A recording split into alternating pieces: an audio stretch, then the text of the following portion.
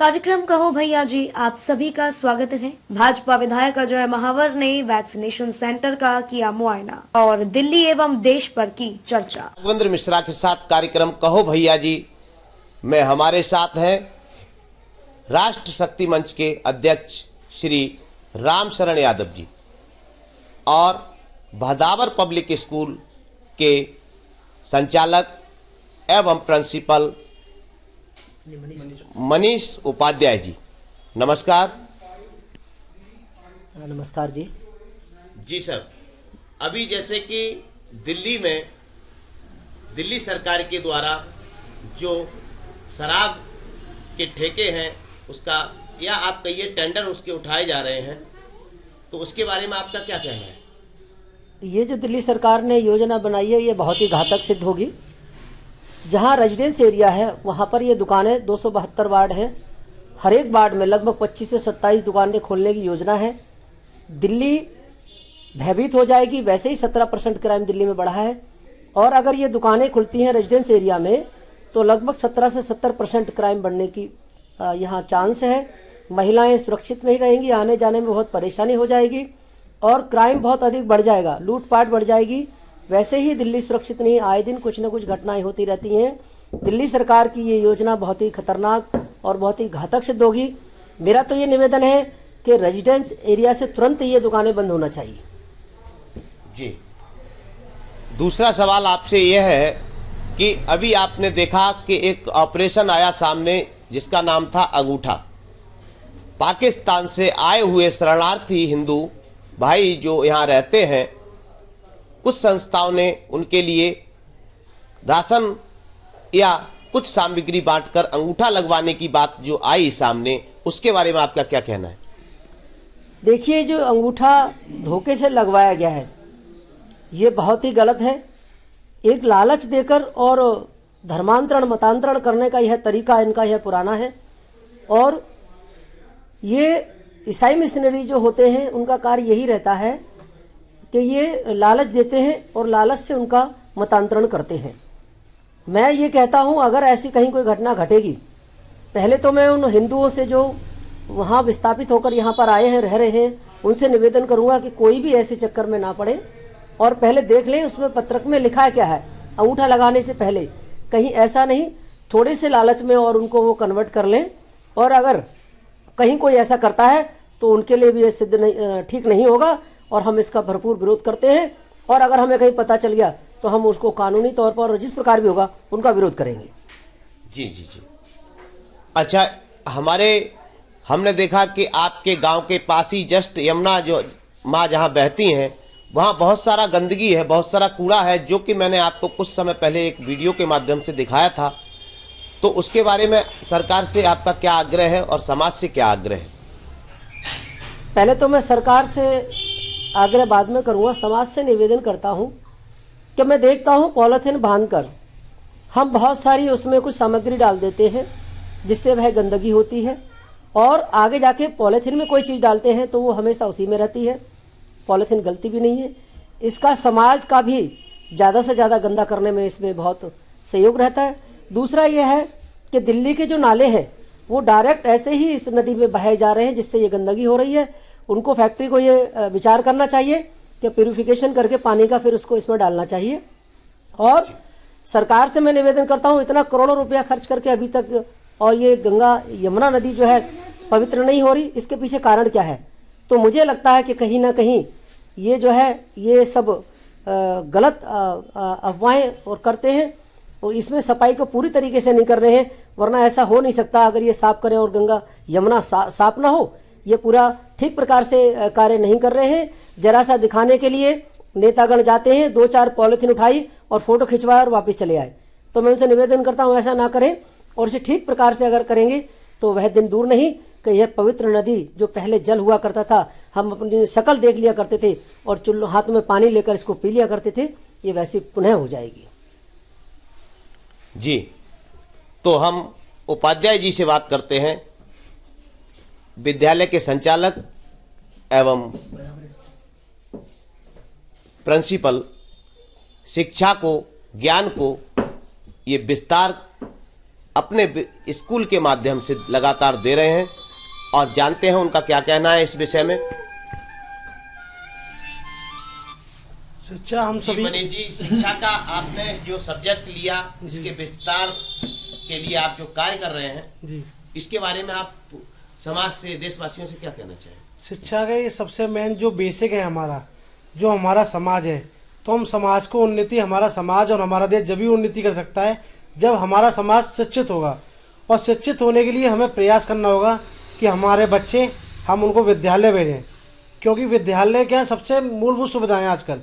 तो हम चाहें कहीं भी हम जहाँ रहते हो अपने बच्चों को शिक्षित बनाएं, जिससे कि वो बच्चे शिक्षित होंगे, समाज भी शिक्षित होगा और हमारा देश भी शिक्षित होगा। इस प्रयास के लिए हम निरंतर हैं और हमारा ये प्रयास रहता है किसी तरह से हम शिक्षा के माध्यम से या इंस्टीट्यूट के माध्यम से, अनेकों माध्यम से बच्चों को प्रोत्साहित करें और बच्चों को अपने शिक्षा के लिए प्रोत्साहित करें। जी, आपने सुना और मैं आपको बताऊं, भदावर पब्लिक स्कूल आप सभी लोगों के लिए सेवा में तत्पर तैयार है। और कोई ऐसा विद्यार्थी है जो कि विद्या लेना चाहता है, अगर पैसे का अभाव है तो हमारे मनीष जी से संपर्क कर सकता है। ऐसे लोगों के लिए भी यहाँ सेवा का अवसर अवश्य मिलेगा। साथ ही साथ मनीष जी, मैं आपसे ये जानकारी और चाहता हूँ कि आने वाले समय में इलेक्शन का दौर आ ही चुका है और इस समय के आधार पर आप क्या सोचते हैं, सरकार, केजरीवाल सरकार की सीटें अधिक होंगी या भारतीय जनता पार्टी की?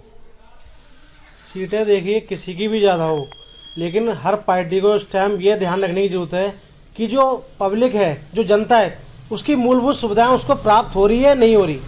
क्योंकि जो सरकार चाहे बीजेपी की हो चाहे कांग्रेस की, लेकिन एक व्यक्ति है जो उसकी मूलभूत सुविधाएं, पानी, बिजली, घर, ये क्या उसे प्राप्त हो रहा है? किसी भी सरकार में नहीं हो रहा है, तो उस पर ध्यान देने की जरूरत है। क्योंकि चाहे कोई पार्टी हो, सबसे पहले क्या है, हमारा जो दिल्ली है उसमें हम लोगों को पीने का स्वच्छ पानी, जैसे केजरीवाल सरकार है वो 20,000 लीटर फ्री पानी जो महीने का वो देती हैं, लेकिन कितना पानी स्वच्छ आ रहा है? अभी बीच में 20 दिन पानी स्वच्छ नहीं आया, तो पानी किस काम का 20,000 लीटर?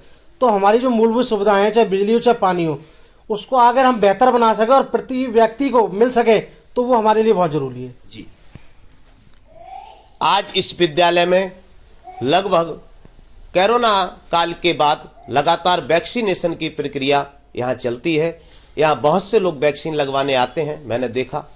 यहाँ आज विधायक जी भी आए थे, श्री अजय महावर जी, जिन्होंने आकर विद्यालय के संचालक को या अन्य कार्यकर्ताओं को प्रोत्साहित किया। इसके बारे में मैं जानना चाहूँगा यादव जी से कि वैक्सीनेशन के बारे में आप क्या कहना चाहेंगे? ऐसा है जी, सरकार के अथाह प्रयास से 1 करोड़ से अधिक भारत के अंदर वैक्सीन लग चुकी है। उसके बाद भी कई लोग ऐसे हैं जो वहाँ तक, केंद्र तक नहीं पहुँच पा रहे हैं। तो ऐसा विचार करके हमने क्षेत्र में हमने RW की तरफ से आंगनबाड़ी के वहाँ पर अपना एक कैंप लगाया, लगभग 150 संख्या वहाँ वैक्सीन लगी। और यहाँ भदावर पब्लिक स्कूल में, जिसका संचालन मनीष उपाध्याय जी कर रहे हैं, 23 तारीख से लेकर 26 तारीख तक ये हमारा कैंप चलेगा, जिसमें आज विधायक महोदय भी आए थे। उन्होंने यहाँ पर दौरा किया और बड़े प्रसन्न हुए। लगभग 150 लोग रोज आकर यहाँ वैक्सीन लगवा रहे हैं। और एक 80 से 85 जो वृद्ध महिला थी, हम उनको कल लेकर आए और उनको वैक्सीन लगवाई, क्योंकि वो वहाँ तक जा नहीं पा रही थी केंद्र तक। तो हमारा प्रयास ये है कि जो लोग वहाँ तक नहीं पहुँच पा रहे, उनका हम अपने क्षेत्र में वैक्सीन लगवा कर उनका भला करें, जिससे भविष्य में वे रोगग्रस्त ना हो। जी मनीष जी, बैकग्राउंड आपका उत्तर प्रदेश से है, आपने बताया आगरा से हैं। जी, उत्तर प्रदेश सरकार के बारे में आप क्या कहना चाहेंगे? लोगों का आरोप है, या आप कहिए अन्य पार्टी के कार्यकर्ताओं का आरोप है कि योगी जी लगातार तानाशाही, या उत्तर प्रदेश सरकार लगातार तानाशाही का शासन कर रही है। इस पर आप क्या कहना चाहेंगे? तानाशाही तो उनके लिए, विपक्षियों के लिए, क्योंकि विपक्षियों क्या चाहिए, जो उनके हिसाब से जो चीज़ें होनी चाहिए वो चीज़ें नहीं हो रही हैं। पहले आप CA देख लीजिए, उसके खिलाफ कितना प्रदर्शन हुआ, लेकिन यूपी गवर्नमेंट ने इतना बढ़िया प्रबंधन किया कि वहाँ कोई भी दंगा नहीं हुआ, ना किसी क्षेत्र में कर्फ्यू लगा। तो बहुत हमारे योगी जी ने बहुत बढ़िया तरीके से वहाँ हैंडल किया। और भी वहाँ है, जब से योगी जी आए 5 साल से, वहाँ क्राइम रेट देख लीजिए आप, लगातार क्राइम अपने निचले स्तर पर है। तो कहीं ना कहीं योगी जी की जो काम करने की क्षमता है उसको दर्शाता है। तो विरोधियों का काम तो कहने का है, सिर्फ वो कहेंगे, लेकिन योगी जी है वो बहुत बढ़िया तरीके से प्रदेश चला रहे हैं और कानून जो व्यवस्था है वो बहुत बढ़िया है प्रदेश की। जी, आपने सुना मनीष उपाध्याय जी को। और एक लास्ट क्वेश्चन मैं यादव जी से करना चाहूंगा, अध्यक्ष जी से करना चाहूंगा कि कुछ लोगों का ये भी कहना है कि सरकार ने वहां राम मंदिर निर्माण करवाकर करोड़ों रुपए का नुकसान किया है, उसकी बजाय एक विद्यालय बन सकता था, मेडिकल कॉलेज बन सकती थी या महाविद्यालय भी बन सकता था। लेकिन सरकार ने उस पैसे का प्रयोग शिक्षा के लिए न कर धर्म के राम मंदिर निर्माण में जो पैसा लगाया है वह सही नहीं है। यह बहुत से विरोधियों का कहना है। इस पर आप क्या कहना चाहेंगे?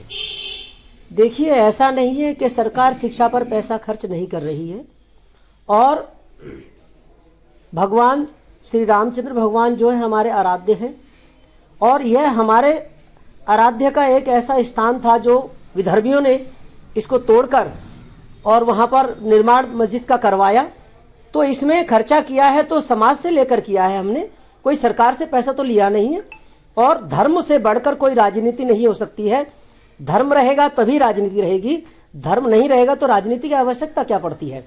तो ऐसा कहना जो कहते हैं पैसा का गमन हुआ है, कोई ये कहता है तो वो आए, कितना पैसा कहाँ से आया उसका एक एक हिसाब आपको मिलेगा और आकर आप चेक करते कर लीजिए।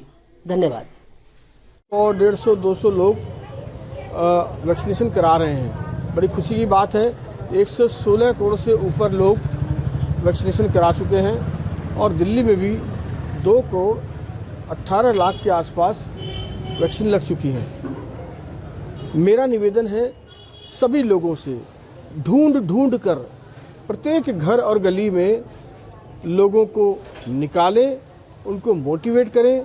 उनकी ज़िंदगी इस देश के लिए बहुत महत्वपूर्ण है, उनका टीकाकरण कराएं और जिनका पहला टीका लग गया है वो दूसरा निश्चित रूप से कराएं, क्योंकि कोरोना जैसी महामारी से लड़ने के लिए यही एकमात्र उपाय है जो हमें बचा सकता है।